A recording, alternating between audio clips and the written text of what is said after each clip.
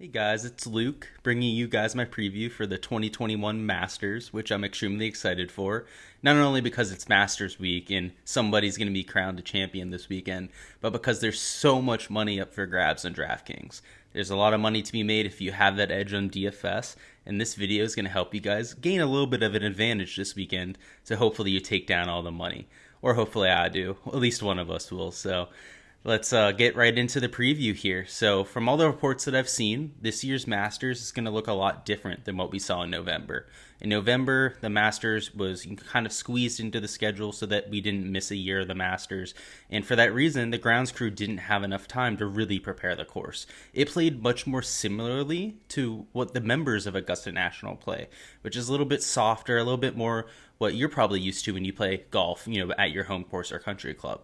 Now, what everyone is used to when you see the Masters is a very firm, a very fast golf course that's hard to score on. Sure, there's birdies out there, there's a lot of reachable par fives, but it's devilish in nature. If you miss a green, you're often missing into a pretty scary place to miss, and there's a lot of big numbers out there as well, depending on the hole. So it's going to play a lot differently. I've also heard from somebody on the course and somebody that knows greenskeepers there that they've essentially sucked all of the moisture, not just out of all of the greens. They're very infamous for having technology under the greens to suck the moisture out, but over the last few years they've implemented them on their fairways. So they've been sucking all of the moisture out of the fairways. Something tells me that they saw the minus 20 score that won last year and that they weren't necessarily thrilled about that. So expect to see a score probably in the single digits under par winning, or even closer to even par winning, to be quite honest with you. They're very, very likely to make this extremely difficult given what we saw in November. So what that means is that the cream of the crop is undoubtedly going to rise to the top. You're going to see players with well-rounded games do well this week, and there's going to be a lot more importance on scrambling than there is on birdies and scoring this week. When the Masters gets into that teens under par kind of range, when you get a winner around there, it really depends on a lot of scoring to win, because you are going to make mistakes, but it really depends on who makes a lot of birdies in that instance. We are not going to see a tournament like that. If all these reports I'm seeing are correct, where it's very firm, very fast, I've also seen that on the practice round live coverage, it's going to play much, much more into the hands of those short game specialists. And you'll see that here in my player targets and my key stats that we're getting into right now. It's a great segue. So first of all, the first key stat for this week is a little bit unique. It's actually going to be course history, and that's because past champions, people that have had a lot of success at Augusta National in the past, seem to do really well year after year. I'm talking people like Phil Mickelson, who has over 10 top 10s at this. Actually, it's 15 top 10s at this event. People like Tiger Woods have won it 3-4 times. Phil's won it 3 times. People like Sergio, Paul Casey, Jason Day, those kind of players play well year after year here. And that's because it's a very, very specific course. It requires almost all parts of your games to be in check, and all of those players are very well rounded. So you can look at a lot of people's past success here and gain a lot of information from it. But what it also tells us is that people that are new to Augusta National, first timers, second timers, even third time around kind of players struggle. And that's first of all because of the complexity of the course. There's games within games on the greens, times when you're on a green and you're really just looking to two putt. There's no chance that you're going to make a putt for par. So there's games within games, but more importantly, there aren't any greens books that are allowed or that are published for Augusta National. You have to create your own greens book, your own yardage book by hand, and it often takes 3 to 4 years to do so. So that's why you see a lot of players struggle. Even players with great, well-rounded games early in their careers struggle at the Masters because they don't have a greens book. The kind of players you see break through and win early on in their career at the Masters are ones that are very artistic in nature. You're thinking players like Tiger Woods, who was able to do that job, but that's because he's very artistic. They weren't really relying on greens books during his day, if at all, to be quite honest with you. The yardage book, sure, he had a great caddy though, who had been to the Masters multiple times before, so that wasn't a problem for him. It's those artists that you're looking for. There's only a handful, maybe one that comes to mind. We'll discuss him a little bit later here. That really fits that mold of an artist coming here for his first or second time. So we want to be really careful with those first timers because course history is very important. And again, because there is that huge learning curve involved. Number 2 this week for a key stat is going to be distance off the tee. It's the number 2 correlated stat out of 50 in terms of driving distance on tour. That means only one course has more of an importance weighted for driving distance, and that's easy to imagine given Augusta National. Even though it's not a super long course, because it is so complex, having wedges, short irons into greens is extremely important. If you miss even, a couple yards off of where you're trying to land a ball, you could be running off into water, running off into a super deep bunker, etc., etc. It's not like a typical course where you have, 10, 15 yards where you can land a ball, it'll stay. You may have a longer putt, for par, you'll end up two putting. But here, when you miss off greens. The slopes are that complex, and having shorter distances into those greens is paramount. So that's why you see distance being that important. It's not because it's a super long course where you need to be able to reach greens and whatnot. It's more so to make the approaches easier. And there are some par fives that are easily reachable as well. So having short irons into them is possible, even wedges for Bryson. It's just helpful this week. The number 3 key stat for this week is going to be shots gained approach, which is typically number 1 or 2 in my analysis.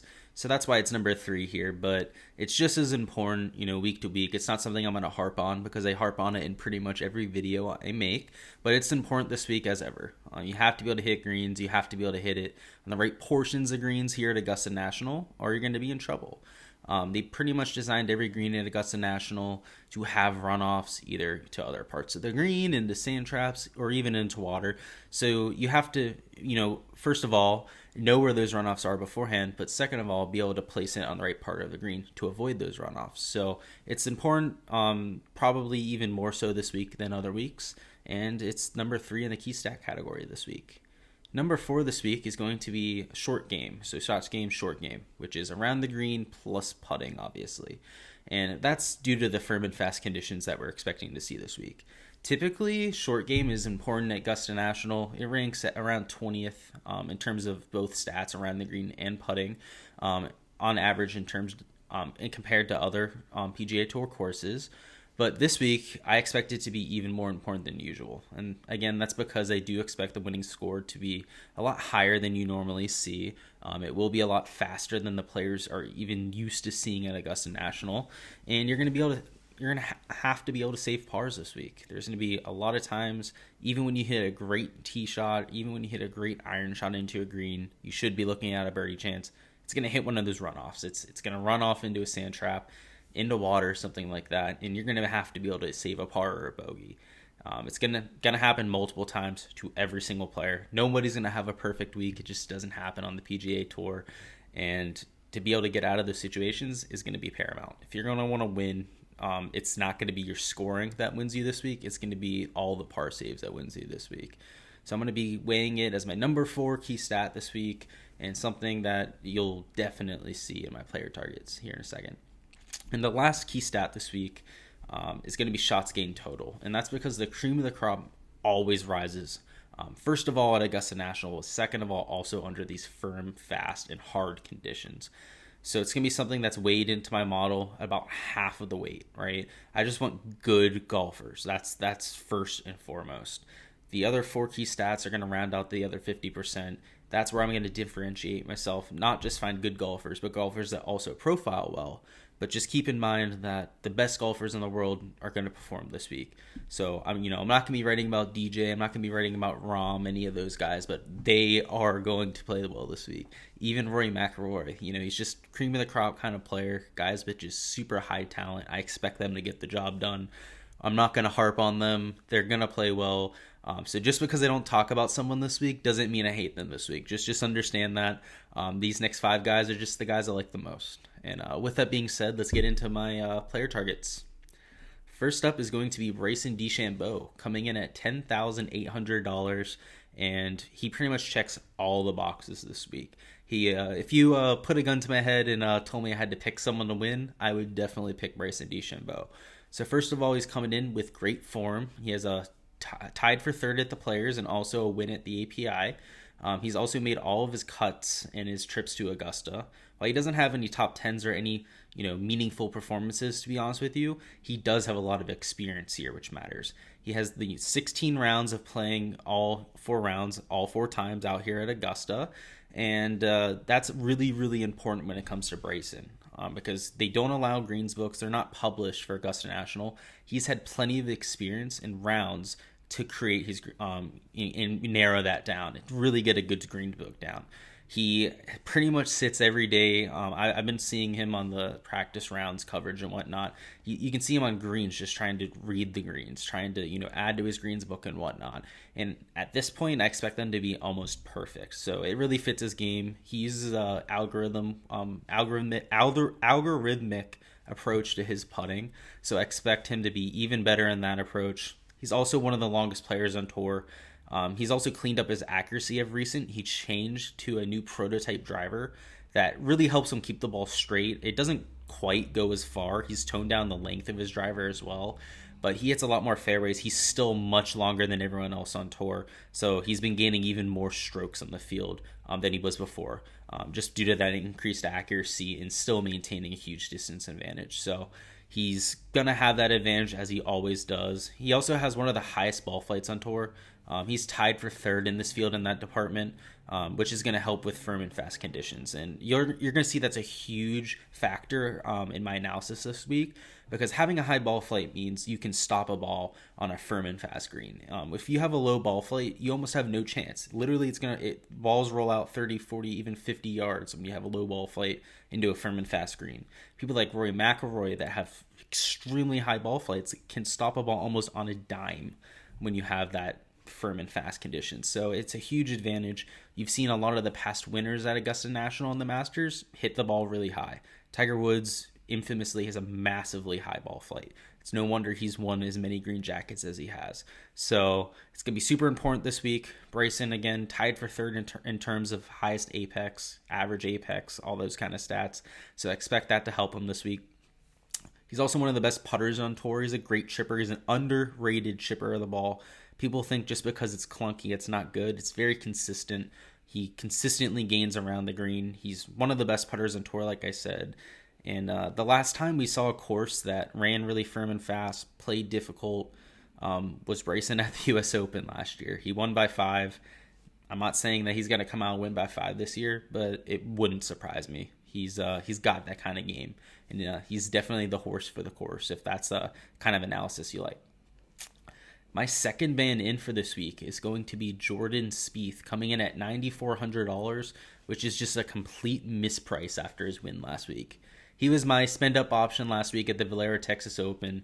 He was clicking, all the statistical boxes, all the eye test, and even the narrative box, being at pretty much a home course there in San Antonio. So Jordan Spieth, again, I'm not tooting my own horn. He was my pick last week, but I'm going right back to him this week. He's gained in all 4 rounds at the Valero Texas Open, which now makes it 16 straight rounds where he's gained with his irons, which, again, if I told you that a couple months ago, you'd call me crazy. He's also led the field in tee to green last week at the Valero Texas Open, which is exceptional. I can't even remember the last time that he's done that. I have to check the database. I'm assuming it's a couple years ago, to be quite honest with you. And Augusta National is Jordan Spieth's best course. He's finished top 25 every single year that he's played at Augusta National, and that includes last year when he was at pretty much the low point of his career, when he pretty stunk. He couldn't hit a ball straight for his life. He still finished top 25. So that should just tell you how good he is at this course. He's going to be extremely popular, especially given that he's only 9,400 coming right off a win, riding extremely hot form this year. He's one of the best shots gained total players in the field this year. But I think it's warranted. He's likely the top 5 this week. I don't want to say at the very least, but that's truly what I believe. He just has the form. He fits the course, and he's coming in the hottest player in the world, essentially. His elite scrambling game, again, is only going to help him even more this week than usual. And I love him this week. I think he's one of my favorite plays on the slate. My bread and butter play for this week is going to be Matt Fitzpatrick, coming in at $8,100, which is a great price tag given the kind of form this guy's coming in with. He's normally a fade of mine, but given his recent form, I just can't ignore it at this point. He has 3 top 10s. He's made all of his cuts this year, which gives him the number 3 shots gained total number in the entire PGA Tour for this year, which is ridiculous if you told me this last year, but he seems to have figured out the driver, which is really leading the way for him right now. Typically, he was and I say typically, in pretty much his first 5-6 years of his career, he was a neutral, if not a negative, off the tee player. He was short, he wasn't necessarily accurate, but this year he's gained some distance off the tee. He's actually gone more accurate with it as well, which has him gaining over half a stroke on the field per round off the tee. And this isn't in bad fields or anything like that. Matt Fitzpatrick has only played in WGC or high caliber fields like the API since coming back from the European Tour. His last start in the European Tour, by the way, a win for the European Tour Championship. So he's in outstanding form. You don't even have that European Tour win characterized into his shots gained total number, or else it'd be even higher. It'd probably be number 1 in the world since then. So he's got great form. He also has good course history. He's made the cut in 5 of his 6 trips to Augusta National. He has 1 top 10. That was actually, I believe, his 2nd trip to Augusta National. And again, was typically a short game specialist. You haven't really seen this year. He's been neutral or slightly negative in each category. But again, that's due to regress. His off the tee game and approach play has been excellent. And I expect if he ever gets into trouble that you'll see that short game shine through. You saw it at the match play. He hardly got beat by the world's hottest player, Jordan Spieth. So I don't hold that against him at all. He's priced below where he should be. He had a great showing last week. He's had a couple great showings before as well. And he's gonna garner some ownership, but not nearly enough. I only have him at about 10% projected ownership, so I'll definitely be over the field on Matt Fitzpatrick, given I think he's pretty much a lock to top 20 this week. My value play this week is going to be Jason Day, coming in at $7,500, and he's just pretty much a perfect fit for this course. He has a high ball flight with his irons. He's tied for 3rd in the field with Bryson DeChambeau in terms of his average ball flight, which for a shorter player, and again, he's longer than average than the average player on tour, but he's a much shorter off the tee player than Bryson DeChambeau. What that means is that Jason Day hits his average irons extremely high, which I love to see this week, especially at a shorter course. He's also got the elite of the elite when it comes to short games. He gains over half a stroke considering short game per round, which is outstanding. And again, like I said, he's longer than average off the tee. He's gaining nearly 1/3 of a stroke per round off the tee, which is great for Jason Day. And he has great course history here as well. He's made the cut in 8 of 10 trips. He has 3 top 5s. He didn't make the cut last November, but again, the course wasn't nearly the same. He also wasn't in great form. So he's coming in with good form. He hasn't missed a cut this year. He's made 5 of 5 cuts. He's a great course fit, great history. He just checks all the boxes. I love Jason Day. I love his price as well. And again, his ownership is less than 10%. I'm rolling him out in a ton of lineups this week. If he brings that top 5, he's going to pay it off, and I like his chances to do so. And lastly, my diamond in the rough this week is going to be Matt Wallace, coming in at $6,400. I think this is the first time I've ever ridden up Matt Wallace, but I definitely like his chances this week. Coming off a 3rd place finish last week, where he had the best tee to green performance of his entire career, most people look at that performance as a disappointment, to be quite honest with you. They saw that he was, in 2nd place going into the round, a chance to win the tournament, and a lot of people that played him in DFS are jaded, now knowing that he wasn't able to pull it off. Personally, I only look at it as a positive. I even played him in DFS. I understand wanting your guy to win, but you have to be happy with that kind of performance. He absolutely lit it up tee to green. He was number 2 only to Jordan Spieth. He also has an exceptionally high ball flight. He's 5th in this field in terms of average ball flight, which I love to see, given the fast and firm conditions that we're most likely to see this weekend. And he's also had an elite short game over the years. You haven't seen it this year. He's statistically been a little bit worse than usual, but typically Matt Wallace has carried his game with his short game. He's been a great putter, above average around the green player. He's gained in that field. And again, if he does miss the green, which I don't expect to happen often. He's been so hot tee to green, but if he does, he has that game to back it up. So I really like him this week. I like that he has that high ball flight. Again, great form coming in. He has a couple wins on the European Tour here last fall and in the winter, so I like to see that as well. He's been winning, even if it's not on the PGA Tour, and he's still garnering less than 5% ownership. Only 3.5% is what I have him at right now. That is way, way too low, especially considering he topped 3 last week at a course that didn't really fit his game. So I think it's easy to get over the field on him. I definitely will be, and I love him as my diamond in the rough play this week. So that's all, guys. Those are my 5 picks for this week.